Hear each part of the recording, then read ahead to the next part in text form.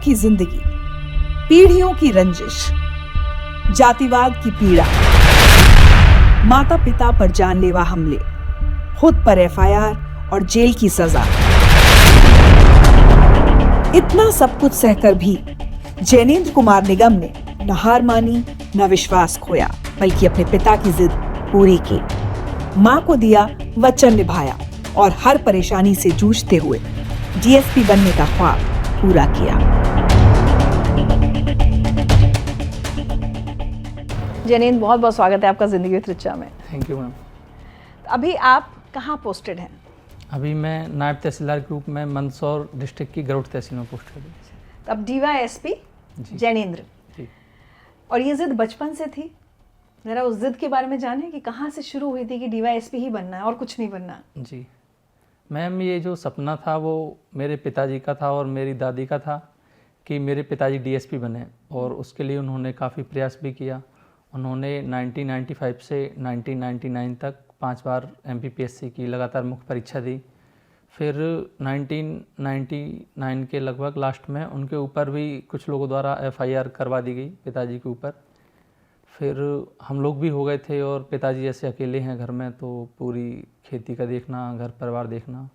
तो फिर उसके बाद फिर उन्होंने अपनी तैयारी एक तरह से फिर छोड़ दी कि अब बच्चों पे ध्यान देना है, परिवार पे। फिर मैंने उनको 3-4 साल तक मैंने उनको, जैसे मैं 1995 है मेरा डेट ऑफ बर्थ, तो मैंने उनको तैयारी करते हुए देखा जब मैं बचपन में था तब। तो मुझे बचपन से ही जब वो नहीं कर पाए तो उन्होंने मतलब मुझे बताते रहते थे कि अधिकारी ही बनना है, तुम्हें डीएसपी ही बनना है, क्योंकि मैं जिस क्षेत्र से आता हूँ चंबल, तो एक तरह से वहाँ पे वर्दी की नौकरी का थोड़ा ज़्यादा ही क्रेज रहता है, तो ये वजह रही। थोड़ा अपना पूरा परिवार, आपने कहा कि अब चंबल इलाके से आते हैं, परिवार कौन से गांव से आए हैं, पिताजी क्या करते थे, थोड़ा उसे बताइए। जी, मैं भिंड में डोंगरपुरा गांव है, जैसे ही भिंड और ग्वालियर रोड के पे पड़ता है डोंगरपुरा गांव, वहाँ से हूँ मैं। और मेरे परिवार में मेरे दादाजी बीएसएफ में थे, सूबेदार। उनके छोटे भाई वो भी बीएसएफ में, और मेरे चाचा जी आर्मी में, एक ताऊ बीएसएफ में। एक तरह से कि वर्दी वाली ही जॉब में परिवार के ज़्यादातर लोग हैं, तो एक वर्दी के प्रति लगाव रहा है बचपन से। तो गांव में आप लोगों की इतनी दिक्कतें क्या थी? क्योंकि मैं जब आप अपने पिताजी का भी बता रहे हैं, फिर आपकी ज़िंदगी में वो हम उन दिक्कतों की बात करेंगे। थोड़ा गांव के हालातों के बारे में बताइए, ऐसा क्यों था? गांव में मैम जो ये लड़ाई का जो सिलसिला था, वो मुझे लगता है कि जैसे मेरे पिताजी मुझे बताते हैं कि जब जो मेरे परदादाजी थे, मेरे दादाजी के पिताजी, तो उनके समय से वो शुरू हुआ था। क्योंकि जो गांव में जो जिनसे मेरी लड़ाई हुई वो दबंग प्रवृत्ति के लोग हैं, उनके पास जैसे वो अवैध हथियार भी रखते हैं, और 2 मशीन गन भी चोरी की उन लोगों के पास काफ़ी समय तक रहीं। तो उनका ऐसा है कि अगर कि किसी किसान की फसल खड़ी है तो उसकी फसल में, खड़ी फसल में ही ट्रैक्टर चला देना, उनके पशु हैं उनमें चर रहे हैं, कोई रोकने वाला नहीं है, ना कोई कुछ कहने वाला है। और अगर जैसे जब फसल कटाई का टाइम आ रहा है या खेती में कुछ काम आ रहा है तो लोगों से बिना पैसे के काम लेना, ऐसे तरह से उन लोगों का सोच चल रहा गाँव में।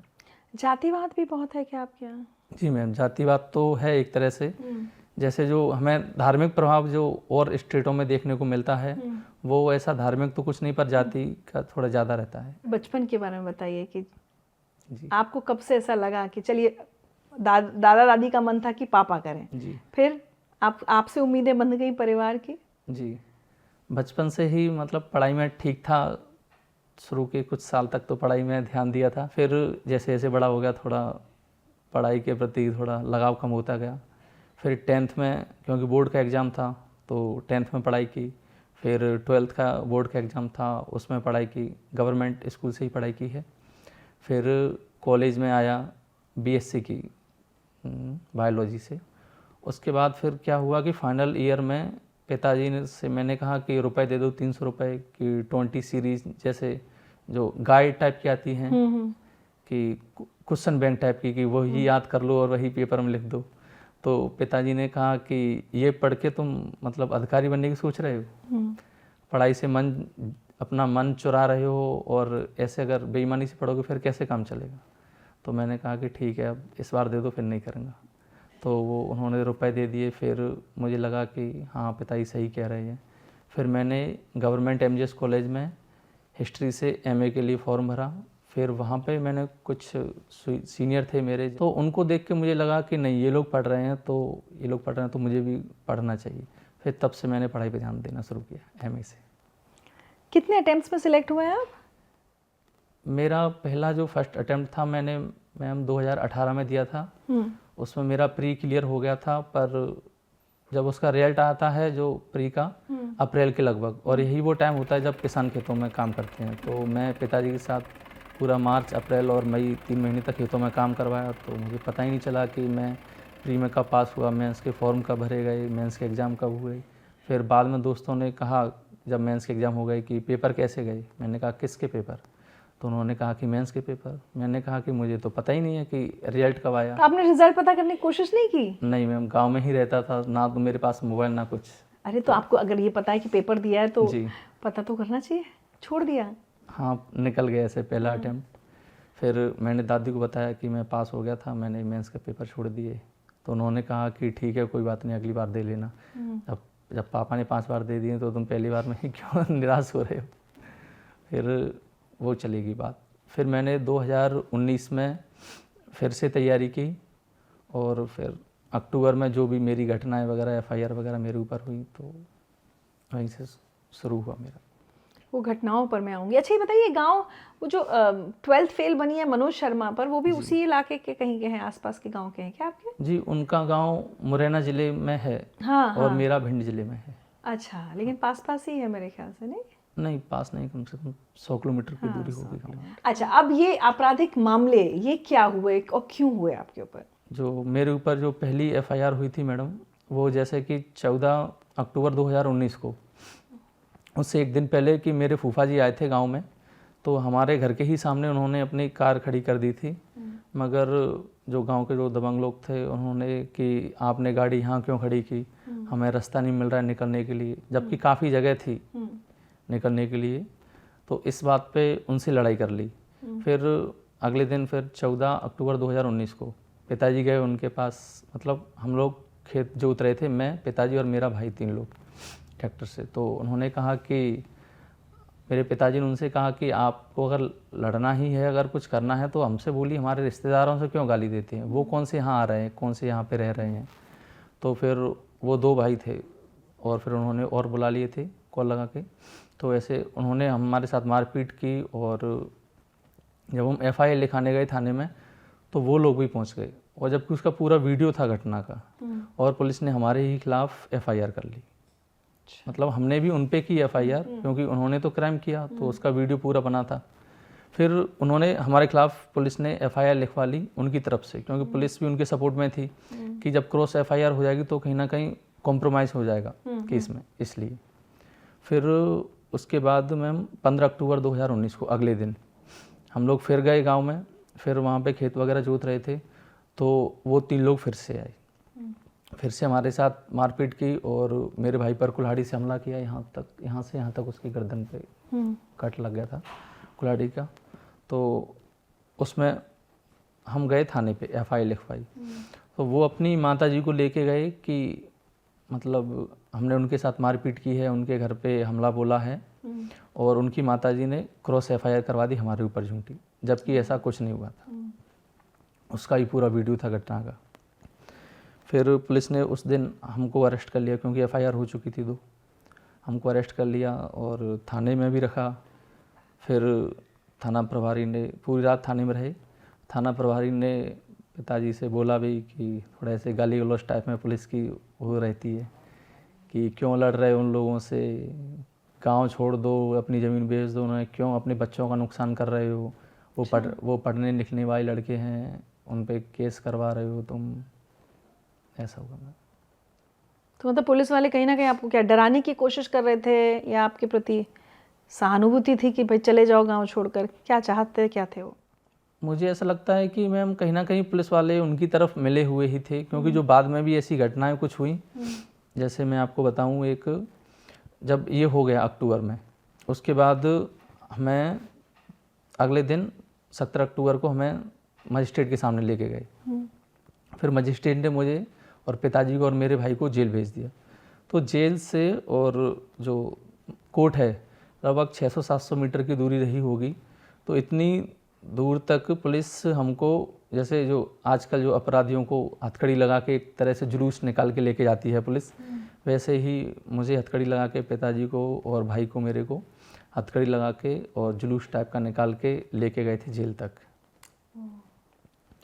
फिर जेल में रहे कुछ दिन। वहाँ पर जब पहले दिन तो कुछ नहीं करवाया, शाम को गए थे जेल में।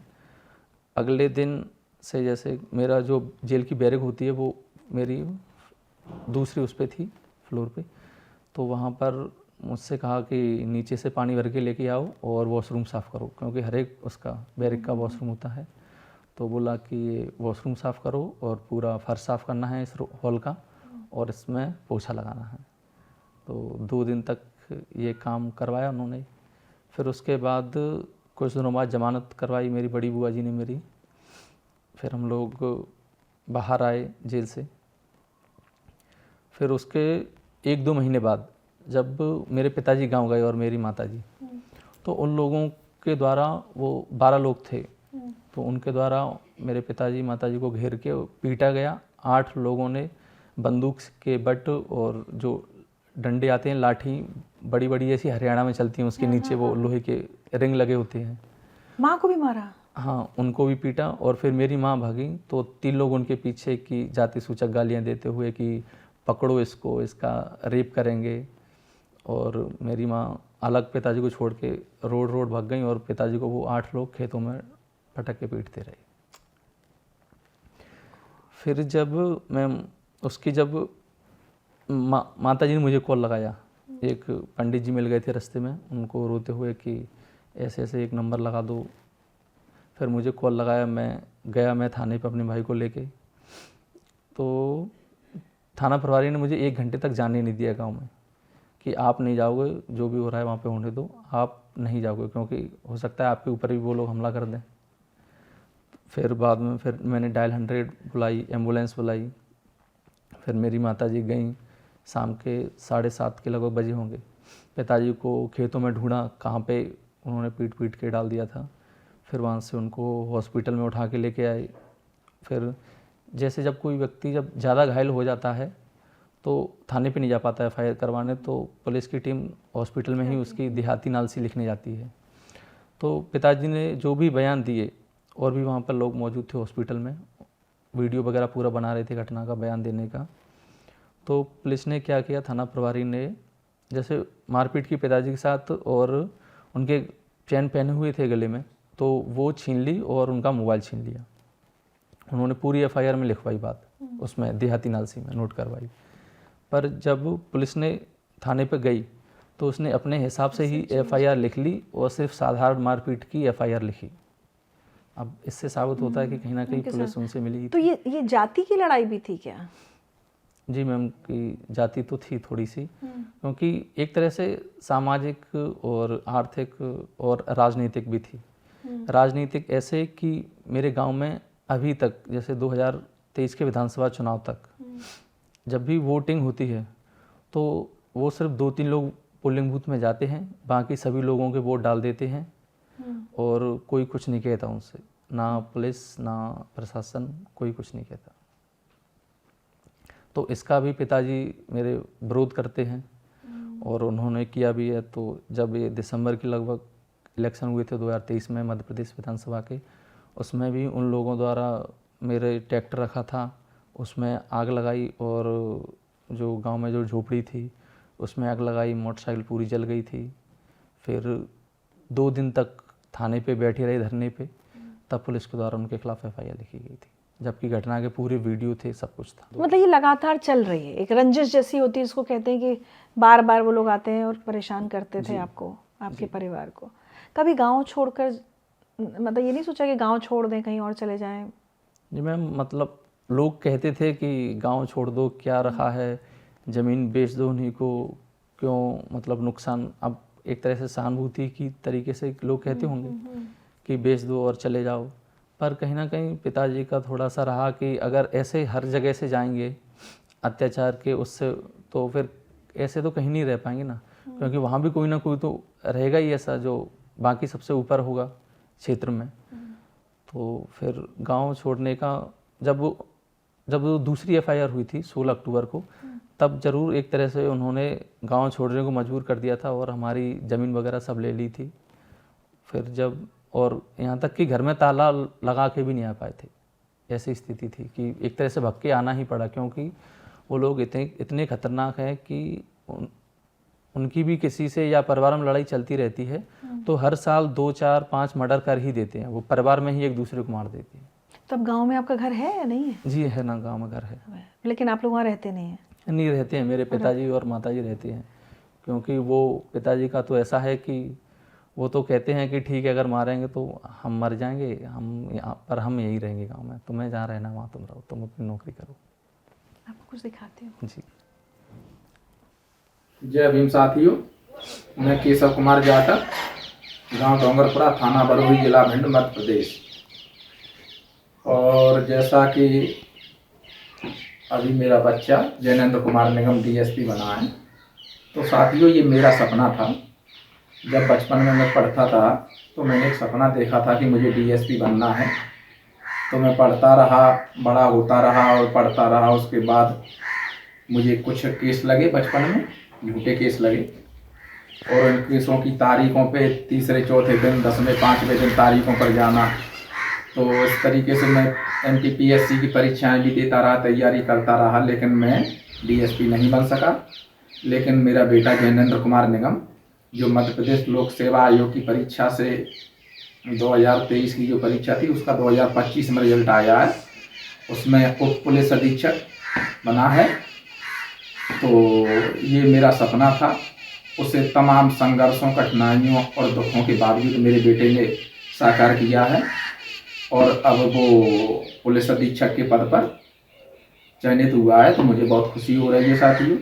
इतने कष्ट, इतनी परेशानियां कि जो परेशानियां मैंने अपने जीवन में शिक्षा काल के दौरान जो परेशानियां मैंने भोगी थी, वही मेरे बच्चों को भी भोगनी पड़ी। झूठे केस लगे, कई बार जेल गए, घर जलाया गया, और सारे परिवार का दिल्ली में एक्सीडेंट करा के हत्या का प्रयास हुआ। उसके बावजूद मेरे बेटे ने कभी हार नहीं मानी। वो 2020 में नायब तहसीलदार बना, 2021 में उसका सिलेक्शन हुआ नहीं, 2022 में सहायक संचालक स्कूल शिक्षा विभाग बना और 2023 में उप पुलिस अधीक्षक बना।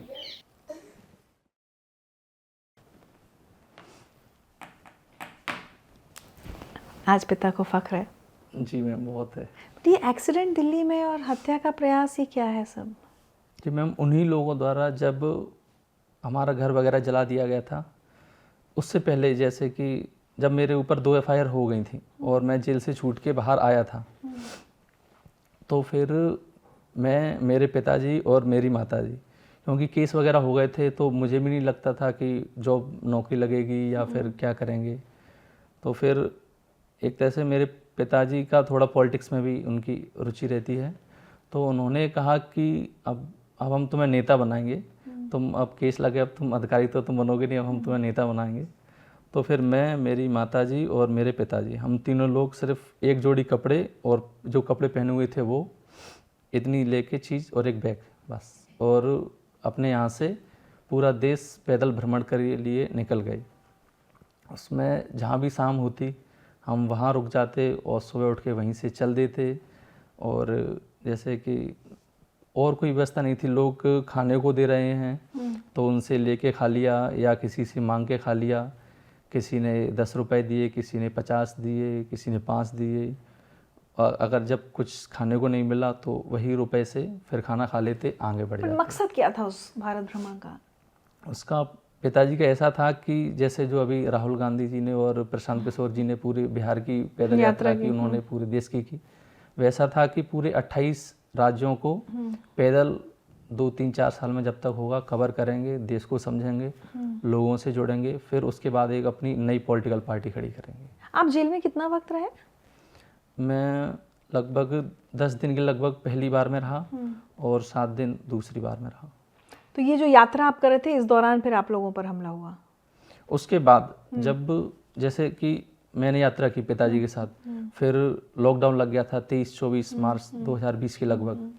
फिर हम लोग लौटना पड़ा क्योंकि आगे नहीं बढ़ने दिया, पुलिस की बैरिकेडिंग थी सब जगह और लोग भी एक दूसरे से नहीं मिल पा रहे थे, तो बहुत मुश्किल पड़ रही थी, ना कोई पानी तक नहीं लोग पिला रहे थे, एक दूसरे से मिल नहीं रहे थे। फिर मजबूरी में फिर वापस लौट के जाना पड़ा। उसके कुछ लगभग 3 महीनों बाद मेरे पिताजी गांव गए थे किसी काम के लिए, थोड़े रुपए थे क्योंकि जैसे काम करते हैं खेती का तो और भी किसानों का काम कर देते हैं, तो उनसे पैसे लेने के लिए गए, तो तभी उन लोगों द्वारा उनके साथ 3 भाइयों के द्वारा उनके साथ मारपीट की गई और घर में पूरे में, क्योंकि जब खेत जोत रहे थे तभी लड़ाई हुई थी, तो एक तरह से गांव से भगा दिया था, आ गए थे, फिर उसके बाद गांव नहीं गए थे।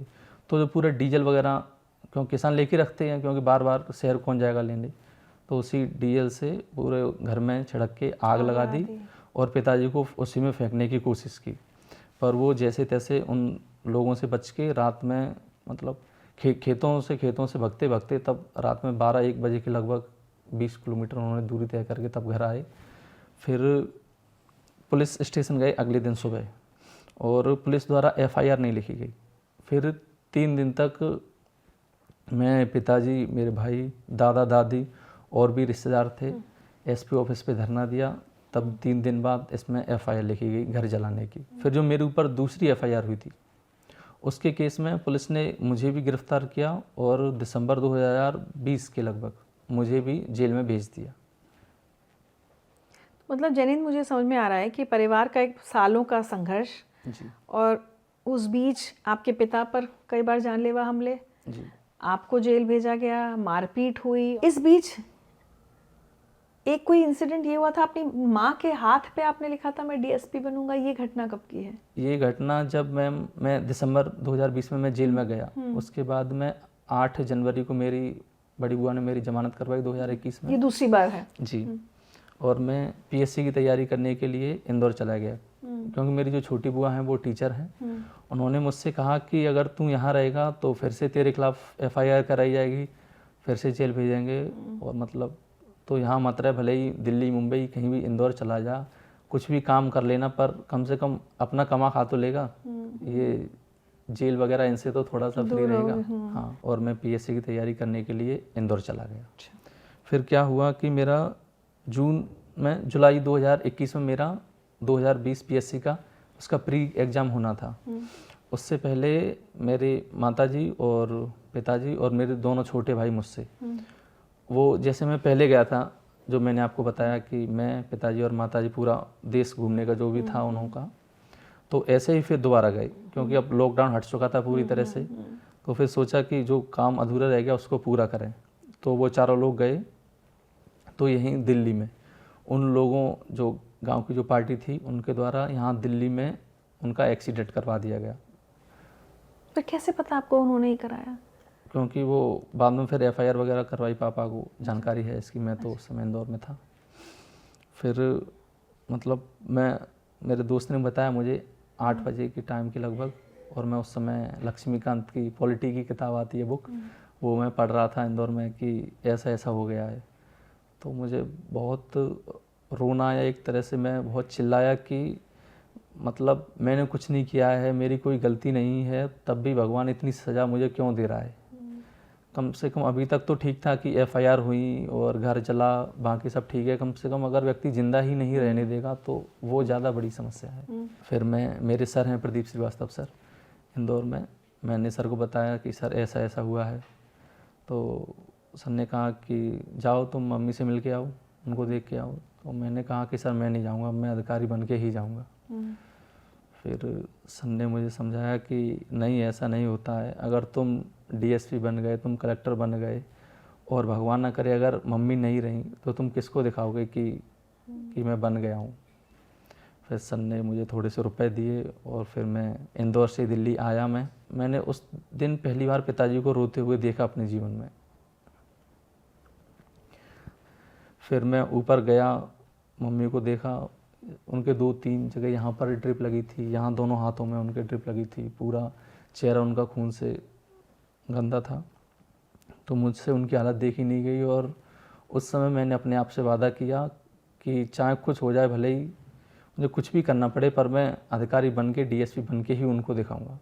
और मैंने वो बात जो आजकल वायरल हो रही फ़ोटो में उनके हाथ पे लिख के आया, और मेरे पिताजी ने वो फ़ोटो खींच के रखा था कि, और मुझसे कहा था उन्होंने कि अगर तूने इसका दूध पिया है तो तू बन के ही दिखाना। क्या लिखा था आपने? माँ मैं डीएसपी बन के आऊँगा। हाँ, मैंने लिखा कि माँ मैं पूरी मेहनत करूँगा और मैं आपको कुछ बन के दिखाऊँगा मैं। और एक कोई आपको टीचर मिले थे जिनकी डांट का भी कोई किस्सा है आपसे जुड़ा हुआ, वो क्या है? वो मैम मैंने पीएस अकेडमी ज्वाइन की थी इंदौर में। इंदौर में? जी।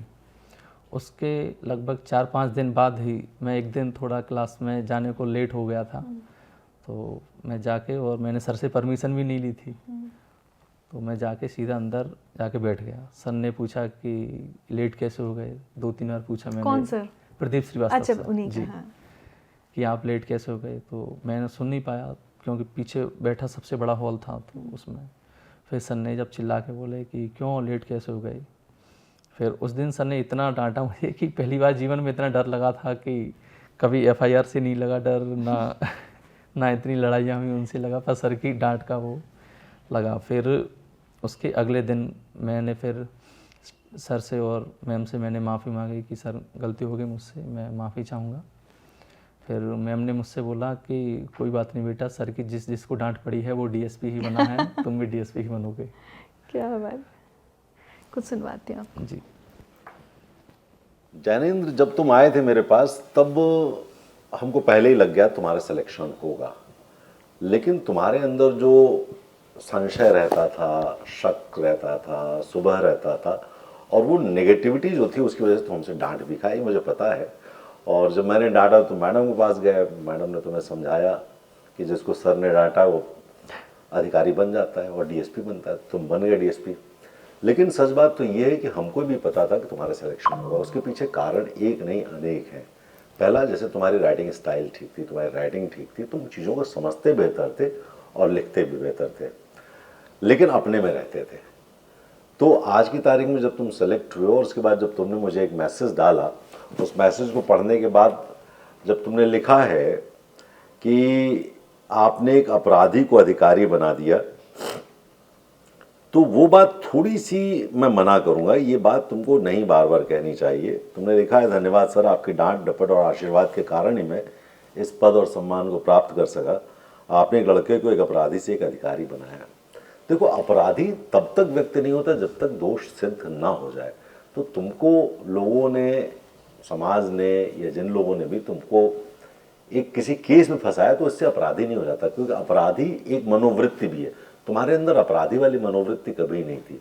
तुम एक अच्छे बच्चे थे और आज भी अच्छे बच्चे हो, जब हमको मिले तब भी अच्छे थे, और इसीलिए मेरा निगाह तुम पे थी कि तुम्हारा सिलेक्शन होना चाहिए। इसलिए थोड़ी सी डांट डपट तो पड़ी, लेकिन आज तुम सेलेक्ट हो गए, मुझे अच्छा लग रहा है। खूब ढेर सारे उन्नति करो और खूब प्रगति करो, नाम कमाओ और अच्छा करो। आज इस पॉडकास्ट में मुझे बोला गया कि आप बोल दे क्वेश्चन के बारे में, तो मैंने कहा चलो मैं एकदम सच ही बोल देता हूँ, इस लड़के का सिलेक्शन तो होना ही था, ये मुझे पता था। Thank you.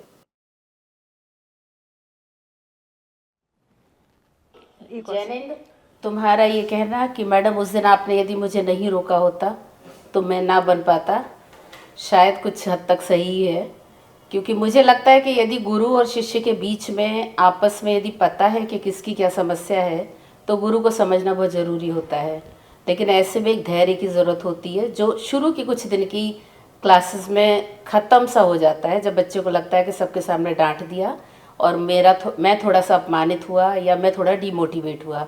उस दिन मुझे ऐसा लगा था कि नहीं, शायद तुम थोड़ा सा परेशान हो, इसीलिए मैंने आकर ये बोला था तुमको कि नहीं, सर की डांट का गलत मत लेना, यही तुम्हें आगे तक ले जाएगी और तुम्हें सफलता दिलाएगी। अच्छा हुआ कि वो दिन था कि तुमने इस बात को समझा और अपने गुरु को समझा और तुम सफल हो गए। ऑल द बेस्ट, आगे भविष्य के लिए भी चीज़ों को अच्छे से समझ के ही निर्णय लेना कभी भी। Thank you. बहुत बड़ा सपोर्ट रहा ऐसा इन लोगों का, ऐसा लग रहा है। जी मैम, सर और मैम का हमेशा से ही सपोर्ट रहा। एक तरह से उन्होंने अपने बच्चे की तरह ही समझा मुझे। जब भी मुझे कोई भी समस्या आती थी, या जब मेरी माताजी का एक्सीडेंट हुआ तब भी मैंने सर को बताया, और फीस का भी कभी कोई इशू नहीं रहा, तो सर ने काफ़ी मदद की। और सर ने मतलब सिर्फ मैं 2-3 दिन ही मुझे कोचिंग ज्वाइन किए हुए थे, और सर ने कह दिया था मुझसे कि तुम डीएसपी बनोगे, तुम में वो बात है। तो कहीं ना कहीं सर का आशीर्वाद रहा पूरी तरह से। एक बात बताइए, घर में आर्थिक स्थिति कैसी थी? बहुत ख़राब थी या ठीक है हालात, मतलब जैसी होती है आमतौर पर गांव में, वैसी थी या बहुत मुश्किलें थी? आर्थिक स्थिति तो मैडम जैसी रहती है नॉर्मल वैसी ही थी 2018 तक, क्योंकि खेती से भी थोड़ी सी इनकम हो जाती थी और पिताजी भी थोड़ा ट्रैक्टर चला लेते थे, तो जैसे मिट्टी, किसी का मिट्टी ढोली या पत्थर ढोली है तो उससे थोड़ी सी हो जाती थी। पर 2019 से और जब तक मेरी जॉब नहीं लग गई 2024 तक, तब तक तो बहुत स्थिति ख़राब रही और एक तरह से पूरे 4-5 साल के लिए पूरी हमारी जो छोटी बुआ जी हैं उन्होंने ही पूरा खर्चा घर का, मेरी पढ़ाई का, मेरी माताजी का इलाज का, सब कुछ उन्होंने ही किया। आप लोग कितने भाई बहन हैं? मैं 3 भाई हूँ, मैं सबसे बड़ा हूँ, 2 मुझसे छोटे, बहन कोई नहीं। तो वो भी पढ़ रहे हैं? जी, उनमें जो मुझसे छोटा है उस पर भी सेम केस, सेम FIR और वो भी मेरे साथ ही जेल में रहा। अभी वो इंदौर में सिविल जज की तैयारी कर रहा है और जो सबसे छोटा है वो MPPSC की तैयारी कर रहा है। हाँ, क्या बातें बताइए सब भाइयों को जिनके साथ इतना सब कुछ हुआ। बट जैसे अब जेल का और ये सब, जैसे आपके सर कह रहे हैं अपने आप को अपराधी मत कहो, लेकिन जैसे एक अगर हम कहें एक आपराधिक रिकॉर्ड टाइप एक दर्ज हो जाता है, ऑन पेपर आ जाता है, वो फिर यहाँ एग्जाम में दिक्कत करता है? आपके से इंटरव्यू में कहीं पूछा जाता होगा या आपको लिखना तो पड़ता है कि मेरे ऊपर केस हुए हैं, उससे कभी दिक्कत आती है? आपराधिक रिकॉर्ड तो बन जाता है क्योंकि थाने में भी पूरी आपकी जानकारी रहती है, जेल में भी पूरी रहती है। और जब मैं पढ़ रहा था तब कहीं ना कहीं मन में ये लगता भी था कि जब सज़ा हो जाएगी तो इतनी मेहनत कर रहे हैं, नौकरी मिलेगी या नहीं मिलेगी, तो क्या ही फ़ायदा है पढ़ने से। पर हर बार पिताजी मुझसे कहते थे कि भले ही FIR हो गई है पर तुमने क्राइम नहीं किया है तो वो साबित कैसे होगा, तुम तो पढ़ाई पे ध्यान दो। तो मुझे तारीखें भी करने आनी पड़ती थी, जैसे 2-3 FIR थी। हाँ, तो लगभग हर महीने कभी किसी केस की तारीख, कभी किसी केस की तारीख, तो इंदौर से आना पड़ता था भिंड तारीख करने के लिए। और जो जैसा कि मैम आपने कहा कि FIR भले ही हो जाए पर उससे जॉब मिलने में कोई दिक्कत नहीं आती, क्योंकि मुझे भी अभी जैसे मेरा जनवरी 2024 में मेरी ज्वाइनिंग हुई और मेरे केस अगस्त 2024 तक चले, उसमें फाइनल डिसीजन हुआ। तो नौकरी तो मैंने 7-8 महीने के लगभग कर ली थी। उसमें ये है कि अगर बाद में अगर मामला साबित हो जाता है तो फिर उसी दिन से आपकी जॉब हट जाएगी। और ऐसा एक इसलिए भी है क्योंकि केस जैसे हमारे यहाँ अदालत में पेंडेंसी है तो 10-15 साल तक केस चलते रहते हैं। और अगर कोई व्यक्ति को अगर जॉब ना दें, उसने एग्जाम निकाल ली तो इतना, और बाद में फिर वो बरी हो गया तो इतना जो 10-5 सालों को उसका नुकसान हुआ उसकी भरपाई कैसे होगी फिर? सही बात। तो उस पर कोई समस्या नहीं है। तो जब केस खत्म हो गया तो मतलब आप सब उससे बरी हो गए सारे मामलों से। बट वो 7-8 महीने क्या बहुत डर लगा होगा कि क्या अगर मेरे ऊपर कुछ, चाहे झूठा ही सही, लेकिन अगर इल्ज़ाम साबित हो गया जी, क्या होगा मेरा? ये डर लगता था, रात में कभी नींद खुल जाती होगी? जी मैम, डर तो लगता है। और मैं आपको एक घटना बताऊं कि लगभग जब उन लोगों द्वारा मेरा घर जलाया गया था, तो एक तरह से घर जलाना तो एक संगीन ही अपराध माना जाता है।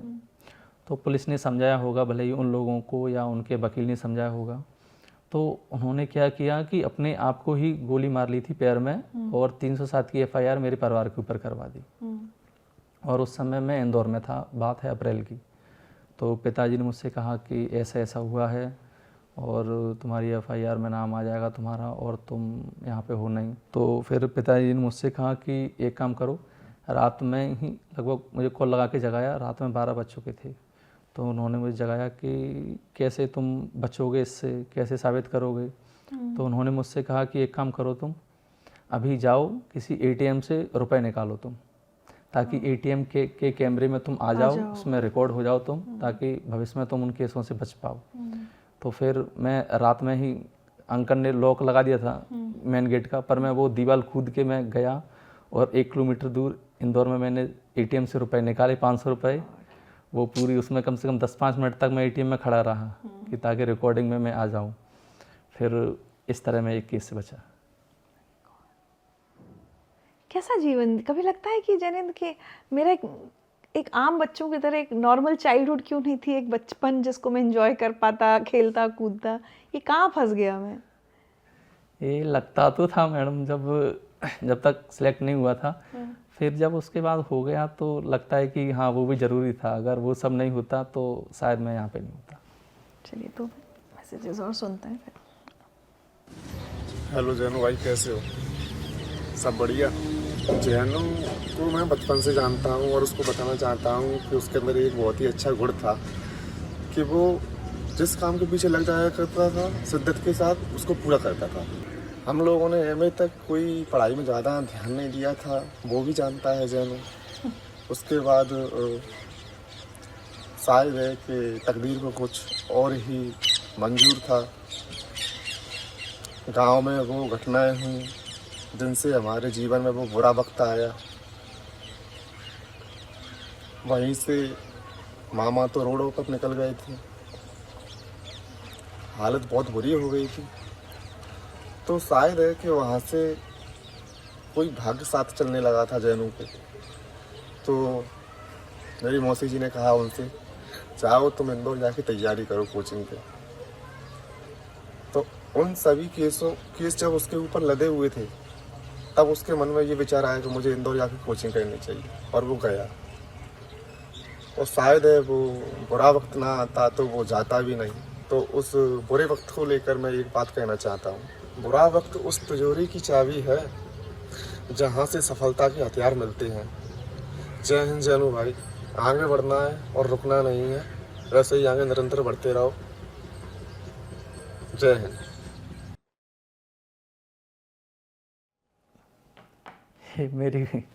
ये मेरी बुआ जी का लड़का है और मेरा मतलब सबसे अच्छा दोस्त है, क्योंकि इसका जन्म मेरे घर पे ही हुआ था और लगभग ये मुझसे 3 महीने के लगभग बड़ा है।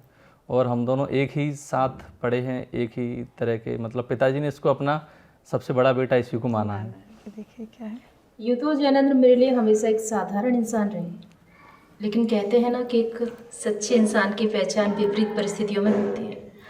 और ये हुआ भी कि जब हमारा समय हमारे बिल्कुल खिलाफ था और लगता नहीं था कि हमारे परिवार का कोई भी सदस्य जीवित बचेगा, उस समय कभी जैनेंद्र के पिता जेल जा रहे थे तो कभी जैनेंद्र अपने पिता और भाइयों के साथ स्वयं जेल जा रहे थे।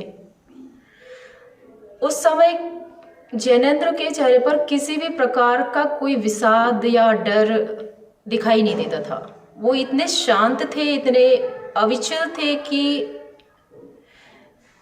लगता था कि कोई साधारण इंसान तो नहीं है, क्योंकि ये साधारण इंसान के लक्षण नहीं है।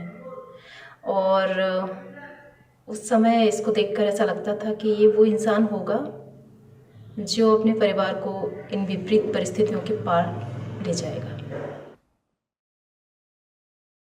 ये मेरी सबसे छोटी बुआ जी हैं और इनका मतलब काफ़ी, मैं ये कहूँ कि सबसे ज़्यादा योगदान रहा है मेरे जीवन को बनाने में। और बुआ ने मेरी पूरी अभी तक का पढ़ाई का सब कुछ खर्चा वगैरह सब उन्होंने ही दिया। इन्होंने दिया है। हाँ, घर का पूरा खर्चा सब इन्होंने दिया है और एक तरह से इन्होंने भी बहुत परेशानियाँ उठाई हम लोगों के साथ।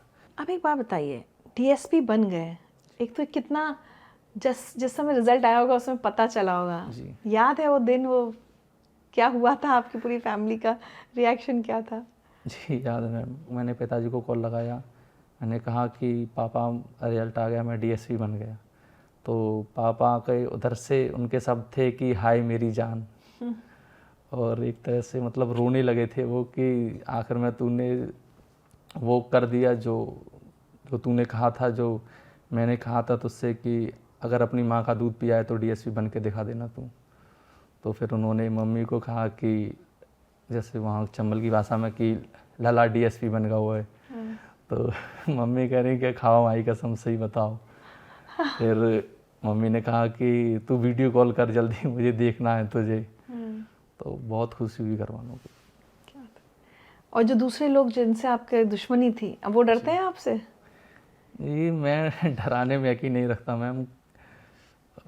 मेरे दादाजी ने भी मुझे अभी कुछ दिन पहले ही शांत हुए, मुझे यही समझाया कि उन्होंने मुझे सबसे ज़्यादा पढ़ने के लिए प्रेरित किया और मुझे हमेशा यही समझाया कि बिल्कुल लड़ना किसी से नहीं है, तुम्हें जो तुम्हारा काम है, तुम्हारी पढ़ाई है, वो तुम्हें करना है। और जैसा कि आपने कहा कि जब मैं सिलेक्ट हो गया, गांव में गया, तो ऐसा कुछ था नहीं, मतलब ना तो उन लोगों को कोई ज़्यादा खास खुशी थी, ना कोई खुशी तो नहीं हो सकती, डर हो हाँ। सकता है भाई कि अब ये हमसे बदला लेगा।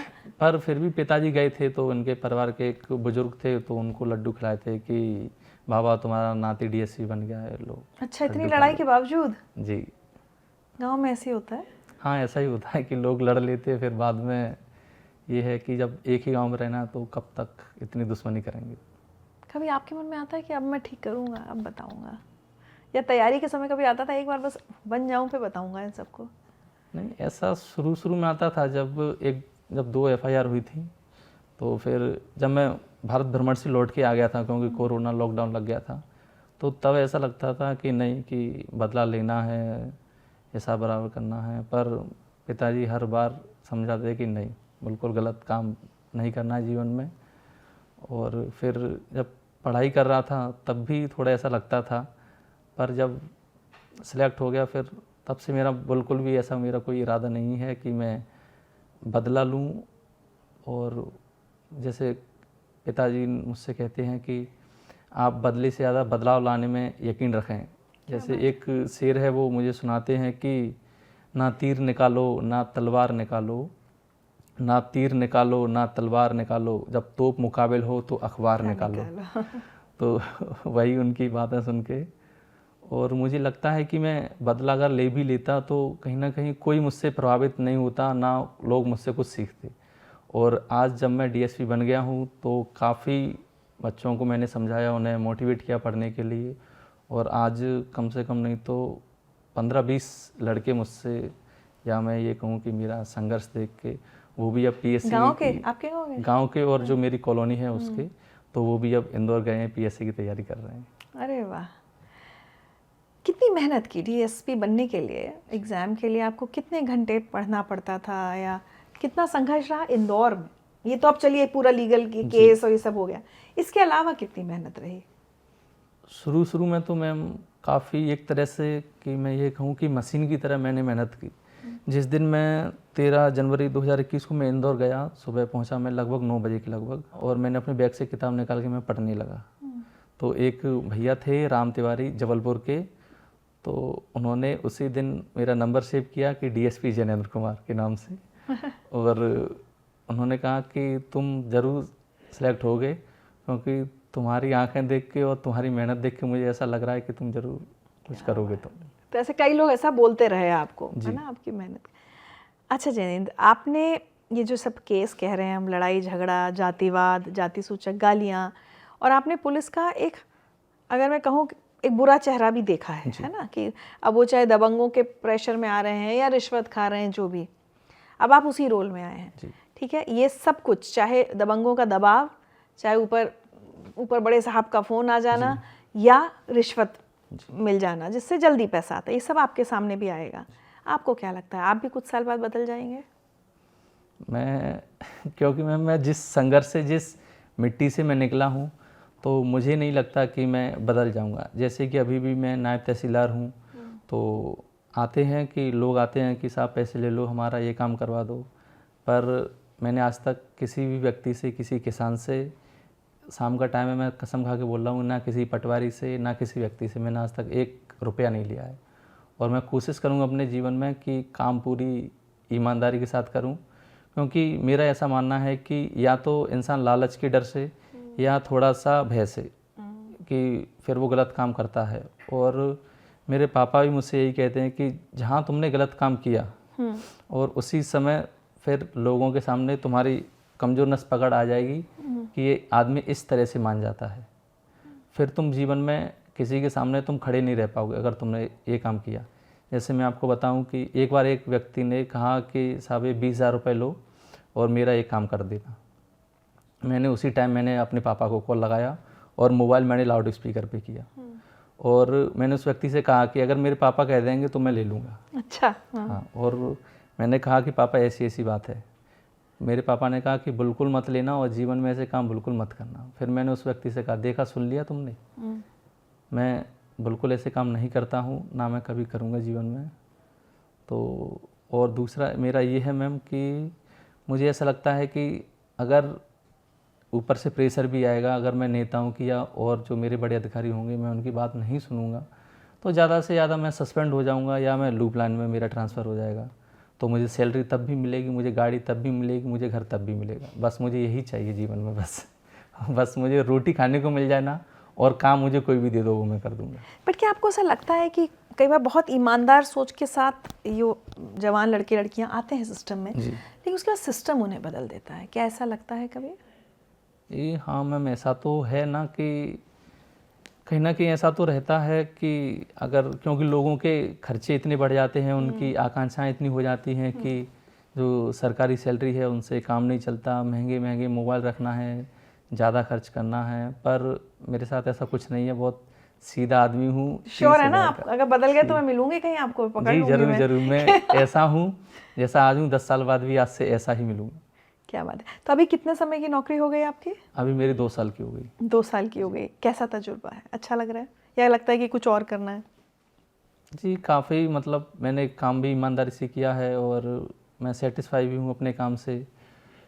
पर थोड़ा सा कि लोग कहते हैं कि आप पढ़ो, आगे आप कर सकते हो, कुछ और बड़ा कर सकते हो, तो पढ़ाई भी जारी है मेरी। अच्छा, तो क्या यूपीएससी करेंगे? अब देखता हूँ अब क्या होता है। क्या बात है, तो यूपीएससी करेंगे तो मैं फिर से आपका इंटरव्यू करना पड़ेगा। बट है, सपना है वो। हाँ तो प्रयास मतलब जरूर माता करूंगा। पिता का सपना तो डीएसपी बन के पूरा कर दिया है ना। अब जैनेंद्र का अपना सपना क्या है? मेरा सपना है आईएएस बनने का है और प्रयास करूंगा उसके लिए। अब देखो जो भी किस्मत में होगा वो मिलेगा।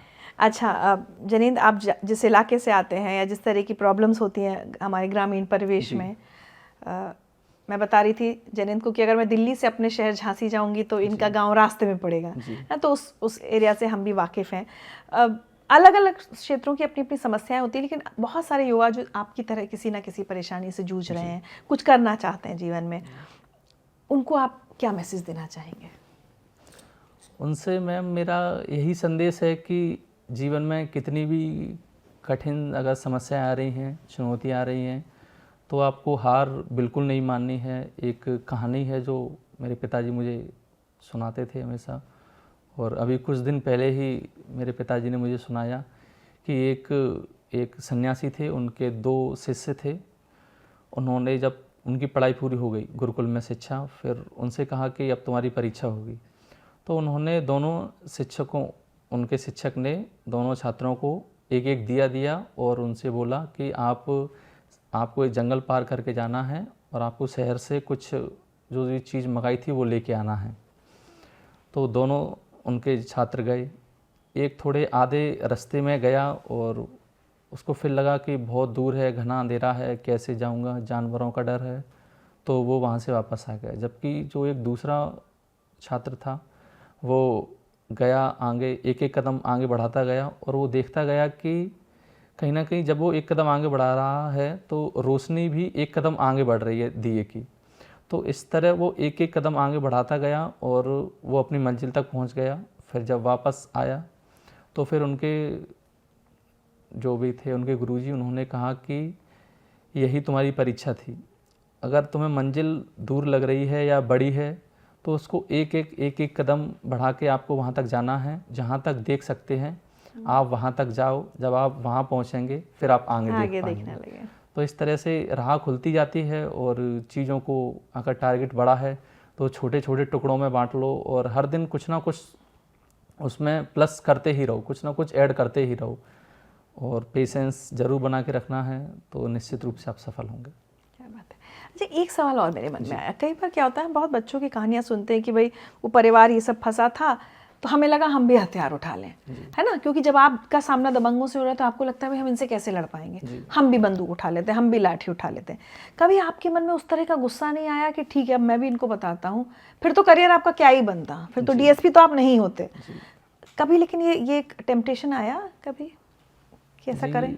ऐसा आया मैम, जैसे कि जिस दिन मैंने आपको बताया कि मेरे 12 लोगों द्वारा मेरी माताजी पिताजी को पीटा गया, तो मैं जब थाने पे गया और 1 घंटे तक बैठा रहा और थाना प्रभारी ने ना तो पुलिस भेजी ना कुछ किया, तो उस पर ज़रूर मैंने गुस्सा आया थाना प्रभारी को और मैंने कहा कि मैं तेरा बॉस बन के ही आऊँगा तब मैं तुझे बताऊँगा।